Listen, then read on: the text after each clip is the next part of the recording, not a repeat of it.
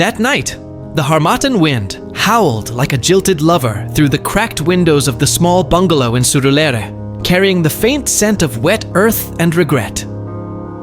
Aduni sat on the edge of the bed, her wrapper twisted around her like a noose, staring at the faded photograph in her trembling hands. In it, Tunde's smile beamed like the Lego sun, his arm wrapped around her waist, both of them young and unbreakable. But now, the room echoed with the silence of what was left unsaid, the weight of promises that had turned to stones in her chest. Outside, thunder rumbled, a deep Igbo drumbeat warning of storms yet to break, and Aduni whispered to the empty air, "How did love, this sweet masquerade, become the chain that drags me under?" Before we continue, please subscribe to Nigerian Storytelling Time and turn on the notification bell for more unforgettable stories like this one. The story of Aduni and Tunde began not in the clamor of Lagos, but in the dusty embrace of Ijebu Ode, where the palm trees whispered proverbs to the wind and the air tasted of roasted yam and fresh palm wine. It was the Harmattan season of 2015 when the dry air painted the sky in hazy gold, and Aduni, at 22, was the quiet beauty of her village, known for her laughter that danced like fireflies at dusk. She sold gari and smoked fish at the market square, her stall shaded by a faded blue umbrella that her late father had bought before the Okada accident took him 3 harvests ago.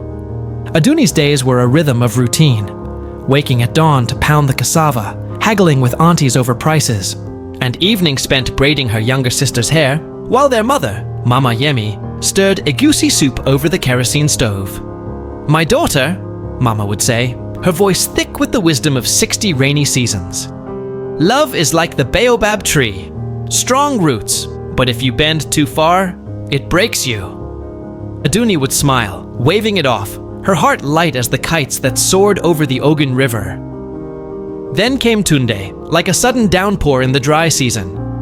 He was from Lagos, a sharp-dressed engineer with the National Oil Company, home for his cousin's wedding. Tall and broad-shouldered, with eyes that held the mischief of city lights, he spotted Aduni at the market, her headscarf slipping as she balanced a basin of gari on her hip. "Auntie, your fish looks as fresh as your smile," he teased, his voice smooth as velvet over gravel, flashing a grin that revealed a gold tooth glinting in the sun. She laughed, a sound like bells in the breeze, and handed him a wrap of smoked mackerel without charge. "For the sweet tongue, ain, but next time, pay proper." Their eyes locked, and in that moment, the market faded. The haggling aunties, the sizzle of akara in oil, the distant call to prayer from the mosque. Soft flute melody fading in like a lover's sigh. From there, it bloomed like hibiscus in the rainy season. Tunde returned every weekend, his sleek Toyota parked crookedly by the mango tree, bringing chocolates from Ikeja Mall and tales of skyscrapers that touched the clouds. They walked the riverbank at twilight, where fireflies lit their path, and he spoke of dreams, of building a home with glass windows and a generator that never failed of taking her to see the Atlantic Ocean crash against Bar Beach. "Aduni, you are my jara, the extra spice that makes life complete," he'd say, pulling her close, his cologne mixing with the scent of wild jasmine. Aduni's heart swelled like a river in flood. In Tunde, she saw escape from the village's unyielding grip, the endless toil, the whispers about her father's debts that still hung over Mama like a shroud. Her family adored him at first. Mama Yemi fed him pounded yam until his belt strained, and little sister Funmi giggled at his city jokes. But whispers crept in, like shadows at dusk. "City boy," the elders muttered at the town meeting under the Iroko tree. "He'll take her away, leave us to the vultures." Yet love, that blindfolded dancer, paid no mind. 6 months later, under a full moon that bathed the village in silver, Tunde proposed with a ring bought from Idumota Market, a simple gold band etched with their initials. The wedding was a whirlwind of color. Aduni in her jele and ero the fabric, a swirl of oso oke in crimson and gold, dancing to the talking drum, village drums pounding high-life music swelling, as guests feasted on jollof rice and suya grilled over open coals. Tunde vowed, his voice steady over the cheers. I will carry you, Aduni, like the eagle carries the sky. And she believed him, her eyes shining brighter than the lanterns strung across the compound. But Lagos was no village dream. They settled in a one-bedroom flat in Surulere, where the walls sweated in the humidity and generators growled through blackouts like hungry beasts. Tunde's job swallowed him whole, endless shifts at the rig in the delta, coming home at midnight reeking of crude oil and exhaustion. Aduni, now 23, traded her market stall for a cramped kitchen and the endless cycle of washing his uniforms by hand, the bleach stinging her fingers like accusations. At first, it was bearable. She made friends at the neighborhood salon, where Mama Shioma twisted hair while gossiping about Nollywood stars. "Ain, marriage is work, my sister," Mama Shioma would say, her extensions swaying like palm fronds. "But Tunde is a good man. See how he sends money home?"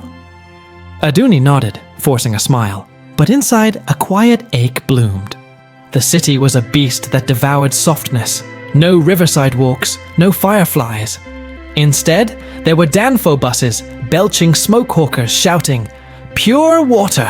at traffic lights, and the constant hum of generators that mocked her village silence. Then came the calls from home. Mama Yemi's voice, frail over the crackling line, spoke of pains in her chest, of the farm yielding less each season. "Aduni, my child, when will you visit? Funmi misses her sister." Aduni promised soon, but Tunde's promotions demanded more. Nights he spent networking at beer parlors, days buried in spreadsheets. "Babe, we can't go back yet," he'd say, collapsing onto the bed, his tie loosened like a defeated snake. "This is our future. For us." The burden began as a whisper, then a weight on her shoulders. Aduni stopped sleeping, her dreams haunted by the Iroko tree where they'd played as children, now leaning crooked from neglect. She poured her heart into meals. Egusi thick with stockfish, the way Mama made it. But Tunde ate in silence, scrolling his phone for job alerts. "It's good, love," he'd murmur, eyes distant, and she'd swallow the lump in her throat, tasting salt. One evening, as the call to prayer echoed from the nearby mosque, Aduni sat by the window, watching rain streak the glass like tears. Tunde burst in late, soaked from the downpour, clutching a promotion letter. "Aduni, they want me in Abuja, head engineer. We can finally afford that plot in Lekki." His excitement lit the room, but her smile cracked like dry earth. "Tunde, Mama, she's not well. The herbalist says it's her heart. I need to go home." He paused, water dripping from his shirt, his face a mask of conflict. "Just a week. The move is in 2. We can't delay now." She nodded, but the seed of doubt took root. That night, as he snored beside her, Aduni slipped into the bathroom, the tile cold under her feet, drip of faucet, muffled sobs. She stared at her reflection, the woman in the mirror a stranger, eyes hollow, wrapper loose around a frame thinned by worry. How had love, once a feather-light joy, become this yoke? Months blurred into a haze. The move to Abuja came swift as a Abuja kite, their flat now a concrete box overlooking the bustling Woos market. Tunde thrived, his suits sharper, his laughter louder at company parties, where expats clinked glasses and spoke of oil booms. Aduni tried, learning to navigate the cold malls, joining a women's group at the church where Sister Grace preached on endurance. But the calls from Ijebu Ode grew urgent. Funmi's voice trembled. "Sister, Mama can't walk to the farm anymore. The neighbors say it's juju, but the doctor in Ibadan wants money for tests." Aduni begged Tunde, her pleas falling like pebbles into a well. "Just send 5,000 naira, Tunde. For transport." He'd wire it grudgingly, his face tightening. "We're building something here, Aduni. Your family, they'll manage, like always." Each word carved deeper, the love she cherished curdling into resentment. She stopped cooking his favorites, her hands idle as she stared at the calendar, marking days until she could steal away.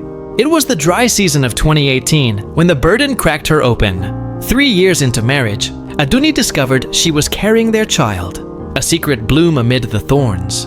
The test strip, bought from a pharmacy in Garki, showed 2 pink lines that morning, While Tunde was away on a rig inspection, joy flickered, fragile as a candle in wind, but fear doused it quick. How to tell him, when every conversation circled back to his ambitions, her sacrifices unspoken? She hid it for weeks, sipping ginger tea to mask the nausea, her wrapper tied looser around the subtle swell. Nights, she'd lie awake, hand on her belly, whispering Yoruba lullabies to the life within. You will know the village winds, my baby. You will dance under the moon. But Tunde noticed her distance, the way she turned from his touch. What's wrong, Aduni? Talk to me. She'd force a laugh. Nothing, just the heat. The twist came like lightning splitting a palm tree, shattering everything. It was a Friday evening, the azan calling the faithful as Aduni prepared to visit home, her first trip in months, funded by scrimping from her salon tips. Tunde arrived early, a rare smile on his face, bouquet of lilies from the market in hand. Surprise, love. I took half day. Let's celebrate. You, me, and that suya spot in Woos. She froze, the suitcase half packed in the bedroom. Tunde, I was going to Ijebu. Mama's worse. Funmi says she fainted yesterday. His face darkened, the flowers wilting in his grip. Again? Aduni, this is endless. Your family pulls you back every time I push us forward. If you go now, with the move to Port Harcourt looming, it'll ruin everything. Tears welled, hot as pepper soup. Ruin! Tunde, this is my blood! You promised to carry me, not chain me. The words erupted, years of silence bursting forth. He stepped closer, voice low and edged with something she'd never heard. Anger, raw and unmasked. And what about me? I left my own people in Lagos for you. Gave up the bachelor life, the parties. But it's never enough, is it? Always mama, always the village. In the heat of it, Aduni grabbed her phone, scrolling through missed calls, and thrust it at him. See what you've ignored. Among the notifications, a photo from Funmi, Mama Yemi, frail in her sickbed, surrounded by empty medicine bottles. But as Tunde glanced, his eyes widened not at the image, but at the calendar app open behind it, the due date circled in red. 3 months away. The room spun silent, the lilies dropping to the floor with a soft thud. Aduni, you're... His voice broke, a mix of wonder and fury. But then, the twist uncoiled like a hidden serpent. Tunde's phone buzzed on the table, screen lighting up with a message preview. Aduni's eyes caught it before he could snatch it away. Can't wait for Port Harcourt, baby. Our new life starts soon. Love, Lara. Lara. The name sliced through her like a matchet. Tunde's colleague, the one from the Christmas party, with her sleek weaves and easy laugh. Aduni's world tilted. The pregnancy a sudden anchor in the storm. All those late nights, the networking, not for them, but for her. The lilies crushed under her foot as she backed away. You, with her. While I carry your child alone. Tunde's face crumpled, lies scrambling like ants from light. It's nothing, Aduni. Just stress. She means nothing. But the messages she glimpsed earlier in his history, whispers of escape, of a life without the village weight, betrayed him. Love, her sacred burden, had been his escape hatch all along. She fled that night, suitcase abandoned, hailing a Danfo in the rain. Rain lashing, tires splashing through puddles, straight to the park for Ijebu Ode. The journey blurred, bumpy roads, hawkers pressing plantain chips through windows. But her resolve hardened like laterite soil. At dawn, she arrived home, the village stirring with rooster's crows. Mama Yemi lay in the mud brick room, breath shallow, but her eyes lit at the sight of her daughter. Aduni, you came. Funmi helped her settle, the air thick with the scent of Agbo herbs simmering on the fire. Aduni confessed it all, the city lights that blinded, the love that soured, the child growing despite the shatter. Mama pulled her close, her grip weak but fierce. My daughter, love is not a load for one back alone. When it burdens, you set it down. Like the river, it flows or it floods. Tunde's calls came like monsoon rains. Apologies, pleas, promises to end it with Lara, to come fetch her and the baby. But Aduni's heart, once soft clay, had baked hard in the fire. She stayed, tending Mama through the herbalist's chants and the village healer's prayers under the baobab tree. Drums of invocation, low chants rising. Weeks turned to months, the belly rounding like a ripe udara fruit. Tunde arrived once, dusty from the road, eyes red-rimmed.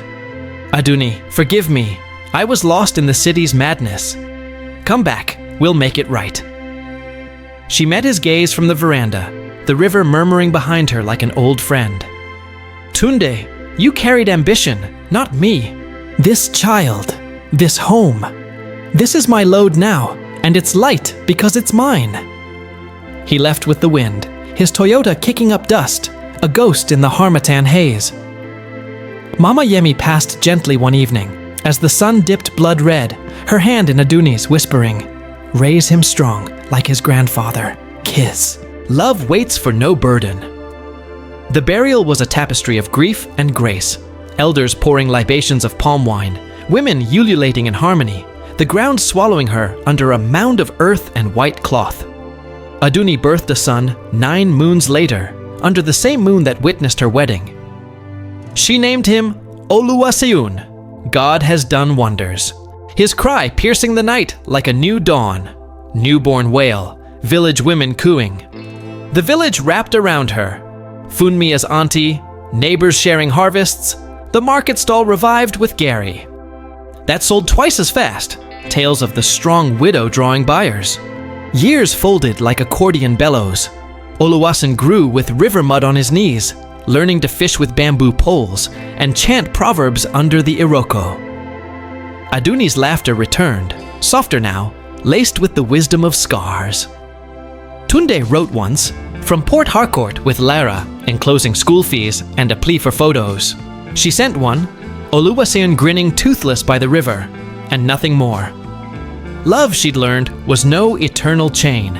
And in the quiet evenings, as Aduni rocked her son to the rhythm of crickets, she'd reflect on the moral that etched her soul. Sometimes, the heaviest burdens are the ones we choose to carry in the name of love. But true freedom comes when we learn to lay them down, trusting the ancestors and the earth to hold what we cannot. And that's how this story ends. If you loved it, please like, comment, and subscribe to Nigerian Storytelling Time. More powerful stories are coming soon.